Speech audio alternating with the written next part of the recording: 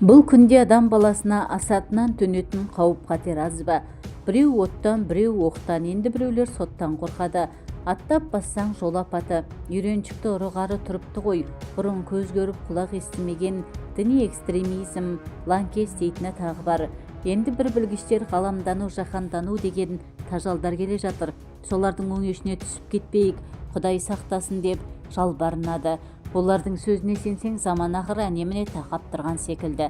Ал біздің бабағұмар ақсақал осы қашыртқы сөздердің бірде-біріне мәу деп айылын жиған емес. Соның бәрі жай даңғаза дақпырт секілді. Көз алдына ештеңе елестемейді. Ал тіпті сондай қауіп-қатер ел басына төнгеннің өзінде одан шошитын ештеңе жоқ. Көппен көрген ұлы той. Түбінде жасы 70-ке толған бабағұмардың бір ғана жауы бар. Ол басқа емес, ол баса көктеп келіп қалған кәрілік. Жұрт оны дауасы жоқ дерт дейді екен. Уақыт өткен сайын әл-қуатың да азайтып, қол-аяғыңа тұсау салып, әр алуан ауру сорқаудың да өзімен бірге ала келіп, адамды жекелеп апарып жығатын көрінеді. Міне, күрескіш болсаң, осы кәрілікке қарсы күрес. Бабағұмар кәрілік туралы ертеде өткен даналар не айтты екен деп, соңғы уақытта біраз кітаптарды сүзіп шықты. Қазақта 90-ға келген, тіпті 100 жасаған кәрілер де аз болмапты. Бір қызығы солардың ешқайсысы кәрілік жайында бір ауыз жылы сөз айтпаған екен. 90 деген тор екен, төңірегі қазып қойған ор екен, ел қонбайтын шөл екен, келмей тұғын немекен депті бұқар жырау. 90 жыл жасаған қуанбайды, жаны күйіп өкінеді. Жасы 90-ға толған соң хан ордасымен қоштасып, өз еліне келіп тыным алған екен жарықтық.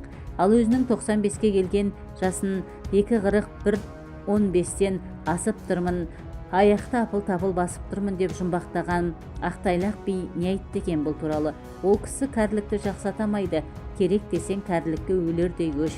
Әрі би, әрі ақын Ақтайлақ.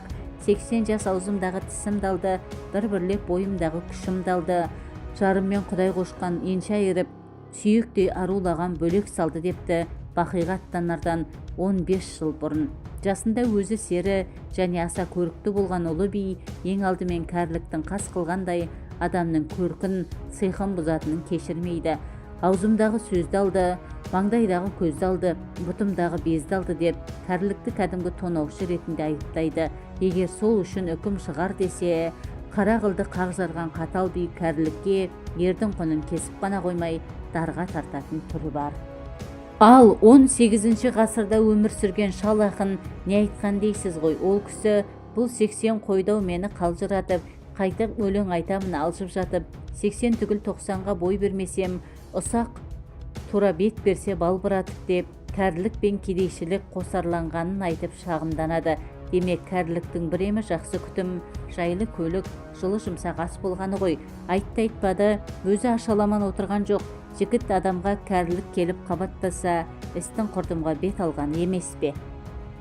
Ал сол кәрілік адамның өмір жасы туралы ұлы Абай не айтты екен?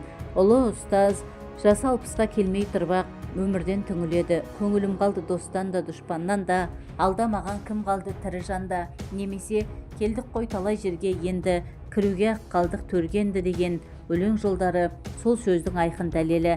Абайдың тірліктен безгені сонша, жайнаған туың жығылмай, жалын жүрек суынбай, жақсы өліпсің япырай деп өмірден ерте қайтқан інісі Оспанның өліміне қызығады. Демек, ілімге жетік, не ішем не кием демейтін Шонжардың баласы Абайға да өмір сүру оңай болмағаны ғой. Бірақ өткен даналардың шегелеп айтып кеткен өсиетіне қарамай, адамзат баласы, әсіресе біздің қазақ, ұзақ жасауға неге құмар? Кейінгі жастарға ақсақалды, сары тісті бол, жасың ұзақ болсын деп бата беретін несі? Әлде бұл адам пендесінің жарық дүниені қиып кетуі оңай емес.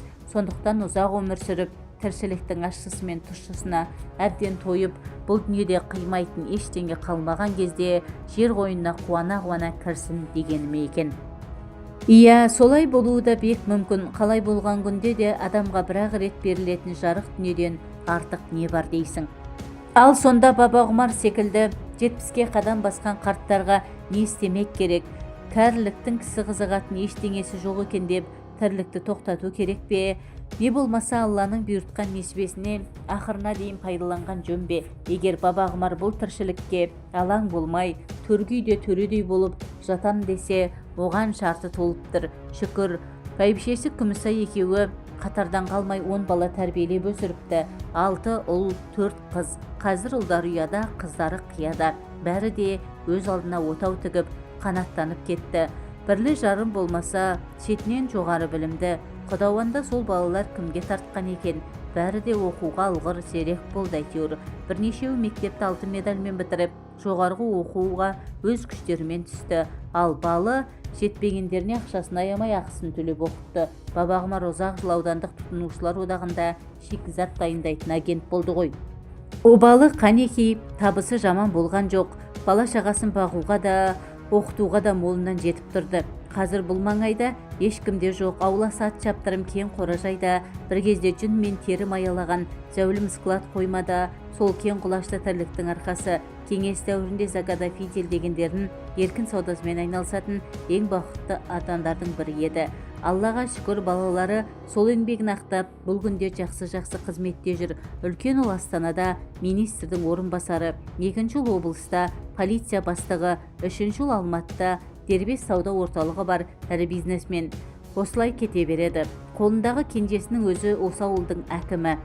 Ал қыздар жағы оқу ағарту саласында ең өле жатқаны мектеп мүдірі, ғылыми мүдірі мен пән мұғалімдері. Ал осыншама баланы тәрбиелеп шығарған Бабағұмар осы ауылдың бетке ұстар ақсақалы. Алайда балаларының беделін пайдаланып, ас пен тойда төрде отырғанда мәз болатын шалың Бабағұмар емес. Әркімнің өз тірлігі өзіне. Бұған енді бұдан былайғы өмірін мүмкіндігінше көңілді өткізу керек. Ең бастысы күрт қартайып кетпеу. Ал қартаймау бойындағы жастық қуатыңды сақтау деген сөз. Жасым ұлғайды екен деп, кәрілікке бірден қол көтеріп, бағына салмау. Бұл жағынан ауылдағы өзі қатарлы біраз қарттар бұған серік бола алмайды. Бұл ауылда жөні сүзу қартта қалмапта өзі. Бір-екеуі балаларының қолдауымен қажыға барып келді. Қалғандарды өңкей бір ақ кепеш киген бірадарлар ұры қартайса сопы болады дегендей, бір кездегі ұры қары маскүнемге дейін Құдай жолын ұстап, тәсбих тартып жүр. Айтатындар ылғи да ана дүниенің әңгімесі, ауыздарынан еңсе көтеретін бір көңілді сөз шықпайды-ау.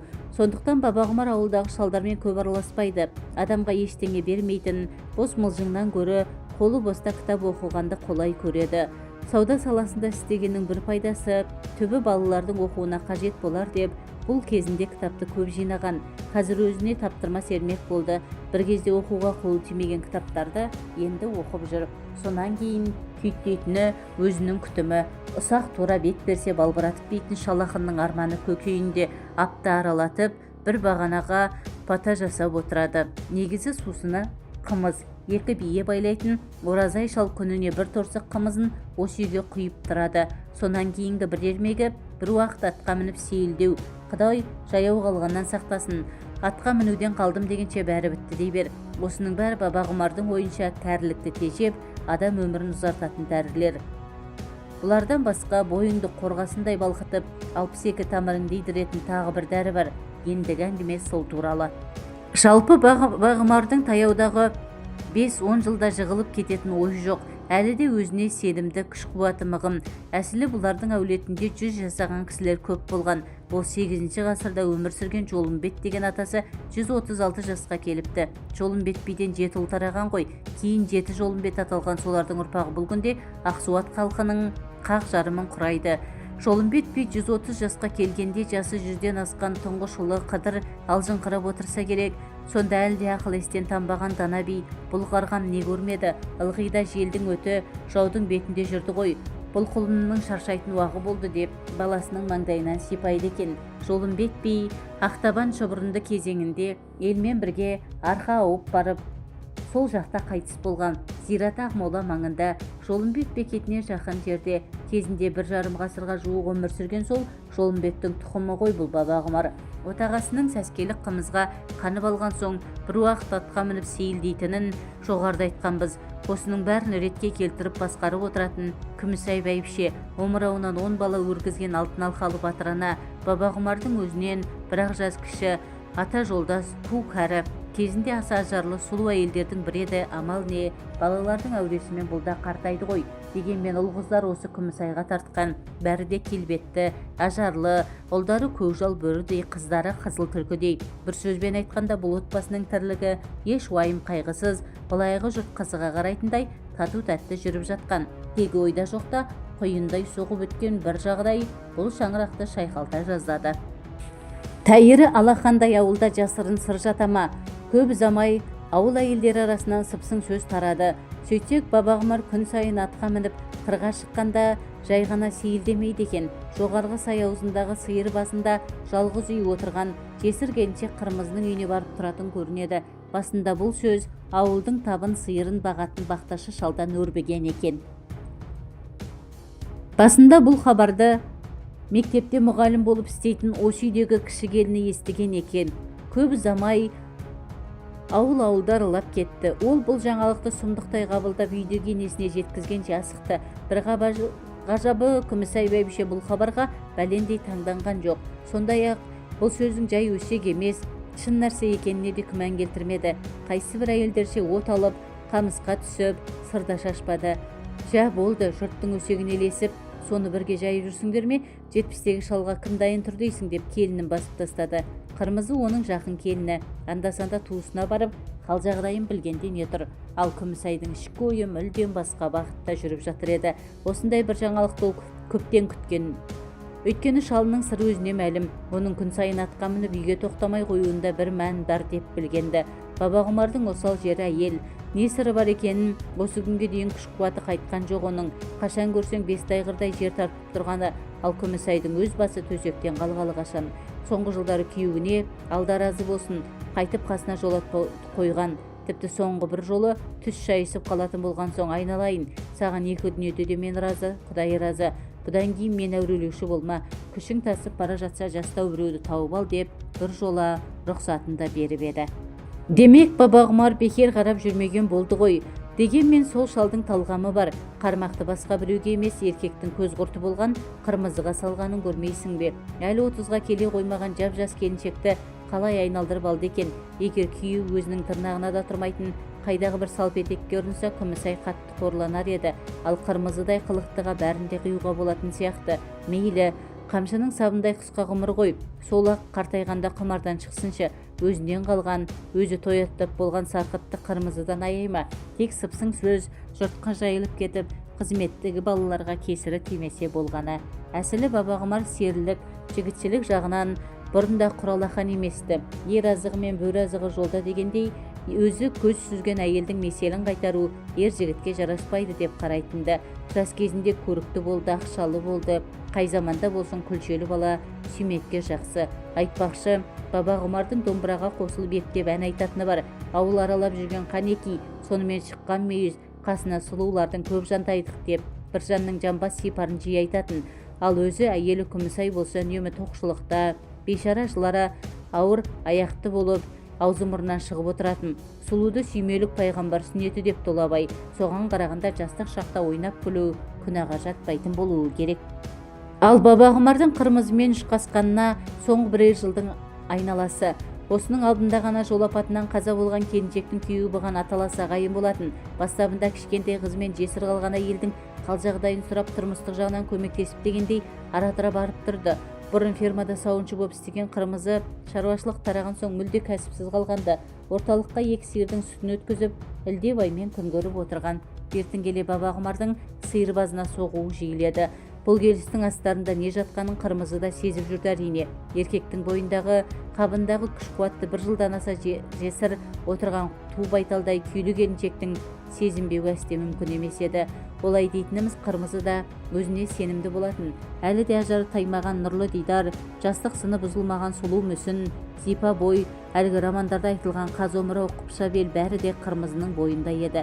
Маған сұқтанбай көр, сүйме көр дейтіндей. Ал осыған енді 70-тегі қарттың көзімен қарап көр. Бұл жағынан тәжірибесі мол Бабағұмар міне бұрын қолға түспей келген қаса сұлу осы деген алғаш көрген сәтте ендігі қалған өмірді осы әйелмен өткізсем арман жоқ. Ау бәке, өзің бір ауылдың жәдеген ақсақалысың, бала шаға болса анау. Бүйтіп жас жігітше желіккенің өзіңе жараса ма деген бір ішкі дауыс. Баба Құмардың оған қайтарған жауабы қысқа болды. Атақ пен абыройды осындағы ақ кепеш киген құрдастарыма қалдырдым. Тәйірі сол айтқанының бәрі сұлудың құшағында бір сәт балқығанға жете ме? Қысқасы, менің өмір сүргім келеді. Баба Құмар мен Қырмызы бір-біріне көп сөз айтып әуре болған жоқ. Егер жаттанды жылтыр сөзге айналса, бойдағы буруханған бұла сезімнің құты қашар ма еді, қайтер еді. Екеуі сөзбен емес, көзбен, езлереген емеурінмен ғана түсініскен. Тіл дәрменсіз, тұла бойың тұтқын, қой аяғы жіпсіз байланған. Аға, мұнымыз ел жұрттан ұят болмай ма деген Қырмызы екеуі алғаш оңаша қалғанда іш киімдерін асығыс сыпырып жатып. Не сұят, қазақ ғұрпымен алғанда сен менің әмеңгерімсің. Әйел ерден кетсе де елден кетпейді. Айтпақшы солай екен-ау дегендей, осы сөз келіншектің көңілін мүлде орнықтырып тастады.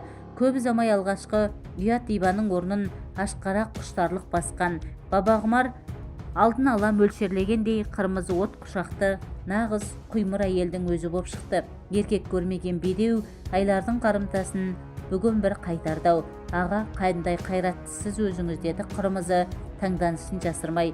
Жастардың өзі сізге ілесе алмас. Бәрі көңілге байланысты, деді Баба Құмар келіншекті қайтадан бауырына тартып. Мен саған ғашықпын ғой, сен соған сенесің бе? Бәлкім солай шығар, деді Қырмызы әлі де алғашқы әсерден айыға алмай. Сізді жолықтырған мен қандай бақытты әйелмін. Тек мені орта жолда тастап кетіп жүрмейсіз бе? Екеуміз енді өлім ғана айырар, деді Баба Құмар үлбіреген ақ тамақтан түшкіріне өбіп жатып. Сөйтіп бұлардың арасында кәдімгі ғашықтардай тұрақты байланыс орнаған. Баба Құмар 2-3 күн сайын сиырбазына соғып тұрады. Мінген атын жабық қораға енгізіп қойып, жас жесірмен тар төсекте емін еркін айқасады. Тал бойында бір міні жоқ сүліктей сұлу дене Баба Құмарды оттай шарпып, қорғасындай балықтады. Бетіндегі бір менге Бұхара мен Самарқандты бере салар едім деп, Хафиз ақын сұлуларды неге сонша әспеттеді дейсіз? Баба Құмар да жиған терген бар байлығын осынау ләззатты минуттар үшін құрбан етуге бар еді. Өзінің қазіргі халіне Қырмызы да дән риза. Күн өткен сайын құлпырып, бұрынғысынан да сұлуланып барады өзі. Мінезі ашық екен, Баба Құмарға балаша еркелейді. Сондай қызыға деді бір күні қайнағаның бауырына ене түсіп. Сіз 70-те, мен 30-дамын. Екеуін қосса 100 болады екен. 100 жасау деген осы емес пе? Менің 70-імді сен өзіңе қосып ал, деді Баба Құмар. Сонда 100 жаста болып шыға келесің. Жоқ, мен 30-ымды сізге қосып алыңыз. Сіз 100 жасауға әбден лайықтысыз, деді келіншек. Баба Құмардың дөңгелете қиған, енді ғана бұрылдана бастаған сақал мұртын аялай аймалап. Неге олай дейсің? Сіз сондай сұлусыз, деді Қырмызы жас балаша шолжаңдай тіл қатып. Тұла бойыңызда артық ет жоқ. Қалай сақтағансыз өзіңізді? Сен үшін сақтағам. Енді менің бойымдағы өзің ұнатқан нәрсенің бәрі сенікі. Ешкімнің таласы жоқ. Ал бәйбішеңізше, ол тояттап болған, айналасында 10 бала өріп жүр, сол жетпей ме? Бәйбіше де сізді өлердей сүйген-ау шамасы. Оны қайдан білдің? Сізді сүймесе азаптанып 10 бала таба ма? Күмісай сұлу ғана емес, өте ақылды әйел болды. Осындай күндердің бірінде қолдарындағы кенже ұлдың жасы 35-ке толып, соның туған күніне осы аудандағы ұл мен қыз түгел жиналған. Тек Астанадағы, Алматы мен Өскемендегі үлкен ұлдар ғана келе алмады. Әкелері туралы хабарды бәрі дерлік естіп алыпты. Кешкі дастарханға отырмас бұрын әкелерінің үйде жоқтығын пайдаланып, Баба Құмар бүгін де атына мініп сиырбазына кеткенді. Бәрі бір бөлмеге жиналып кеңес құрды. Бөрік кигеннің намысы бір демей ме? Ұлдар жағы өздерің сабырлы ұстап отыр. Әкелерінің қылығын сұмдықтай қабылдап, белсенділік танытқан. Осындағы мұғалім қыздар, өмір бойы педагогикамен суырылған ағартушы мұғалімдер тақ бір педсоветте отырғандай алма кезек сөз алып, әкелерін біраз жерге апарып тастады. Ақсақалдың бұл қылығы шектен шыққандық, отбасының абыройын ойламағандық. Осыдан кейін ел бетіне қараймыз десті. Мұндағы бізді қойшы, ертең біреулер әкелері моральдық жағынан азғындаған деп, жоғарғы қызметте жүрген ағалардың үстінен арыз жазама деп қорқам, деді аудандық оқу бөлім басқаратын үлкен қыздардың бірі. Мына сөзді естігенде бәрінің қабақтары түсіп жабырқап қалды. Кенже ол кішкентай кезінен қылжақбас, еркелеу болатын. Ол әкесіне жаны ашып кетті-ау деймін. Осы сендер қызықсыңдар, деді апайларына қарап. Жұрттың әкелері шөккен түйеге міне алмай, отбасында омалып отырғанда, біздің әкеміз қызбен қыдырып жүр, оған бала қорланғанша мақтанбайсыңдар ма қайта, деген отырғандарды еріксе күлдіріп. саған ойын керек ау деп мектеп мүдірі болып жүрген апай оны тыйып тастады. Бұл іс асқынбай тұрғанда тыйым салмаса болмайды. Келесі жол орталықтағы ағаларды да шақырайық. Бәріміз ортаға алып, әкейдің тәртібін мықтап тұрып талқылауымыз керек. Қыздарының сөзі ішіне сыймады екен. Осы тұста манадан бері үнсіз отырған Күмісай тамағын кенеп қозғалақтады. Әй, қойыңдар түге, үндемегенге өршіп барасыңдар ғой өздерің. Болымсыз шаруаға бола алыстағы балалардың алаңдап не істемексіңдер, деді ол ренжи тіл қатып. Сонан соң әкелерінің ісін талқылайтындай, сендер кімсіңдер соншалық? Ұят, намыс деген бар ма сендерде? Бұндайды күтпеген мұғалім қыздар аналарына қарап бақырайды да қалды. Тек әлден уақытта, міне қызық, біз сіздің намысыңызды қорғап отырсақ, сонда не істеуіміз керек? Әкемізді тәртіпке шақырмай, сол беті қоя беруіміз керек пе десті, жамырай тіл қатып. Түк те істемейсіңдер, тек әкелеріңді ел көзіне түсетін артық жүрістен құтқару керек, деді Күмісай. Ол үшін ана сиыр базындағы Қырмызы деген келіншекті осы қораға көшіріп алсаңдар болғаны. Ол өзі жұмыссыз жүрген көрінеді. Әрі үй қызметшісі ретінде бізден жалақы алып тұрсын. Мама, сіз өзіңіз не айтып тұрғаныңызды білесіз бе, деді ауданды оқу бөлімінің бастығы анасына шошына тіл қатып. Білен, деді Күмісай мырс-мырс күліп. Тәйірі қос қатын алған қазақтың жаңа көріп жүр дейсің бе? Қос қатын алу сұмдық болса, орысша тәрбиеленген сендерге сұмдық. Әйтпесе бұл қазақтың 1000 жылдық салт емес пе? Қыздар үнсіз қалды. Осы тұста аудандық сотта тергеуші болып жүрген ортаншы ұлдардың бірі сөзге араласты. Мама, сіз сонда әкемізге ешқандай кінә артпайсыз ба? Оған не кінә қоям? Кінә әкелерің емес, менде, деді Күмісай отырғандарға тағы да таңғала қарап. Көп бала табам деп, мына мен ерте қартайдым. Жұбайлық міндетімді ақырына дейін атқара алмадым. Ал тұғырдан таймаған еркек мұндайда қатын алмай не істейді? Ақыры бәрі Күмісайдың сөзіне тоқтаған. Арада бір апта өткенде Қырмызы Бабағұмардың қорасына көшіп түсті. Бұрын ұлдардың бірі отырған 3 бөлмелі отау үй бос тұрған. Қызымен екеуін соған кіріп алды. Ешқандай сөкеттігі жоқ, жұмыссыз жүрген келіншек үй шаруасына жалданған кісі болып есептелді. Екі әйел артық сөзге бармай өзара іштей ұғысқан. Осының бәрін реттеген Күмісай бәйбіше екенін білгенде Қырмызының төбесі көкке жеткендей болды. Мұндай адамның жолында құл болу аз ба? Құрбан болып кетсең болмас па? Сен енді осы шаңырақтың бір мүшесісің, деген Күмісай келесі күні Қырмызыны қасына шақырып, бүгіннен бастап малға да, жанға да, шалға да сен ие боласың. Ал маған өле-өлгенше тік тұрып қызмет етесің. Ұғып тұрсың ба? Әміріңізге құлдық ханым, бәрі де сіз айтқандай болады, деді Қырмызы басы жерге жеткенше иіліп. Бұрынғыдай алысқа сабылмай, іздегенін өз қорасынан тапқан Бабағұмар да бәйбішесіне дән риза. Жаңа жағдайға балалар да көндіге бастаған. Қалыпты тіршілік өз ырғағымен өтіп жатқанды. Ойбай, бәке, масқара болдық, деді Қырмызы бір күні екеуі төсекте жатқанда. Мен сірә жүкті боп қалған сияқтымын. Оның не масқарасы бар? Сүйінші сұрамайсың ба қайта? Ұят-ай, ел жұртқа не бетімді айтам? Не сүйат? Баланың әкесі қасында отырса, балаға фамилияңызды бересіз ғой, деді Қырмызы сәл ойланып. Әлбетте, ұл туысатын жетпісбай қоямыз. Қазір Қырмызының іші білініп қалды. Алда шілдехана, көптен көрінбей кеткен жетпісбай келе жатыр жарық дүниеге. Апырай, қайдағы бір қатып қалған қасан қағидаларды ұстанамыз деп, өмірге келетін қанша перзенттің жолын кестік десейші, бауы берік болсын жарық дүниеге талпынған жетпісбайдың.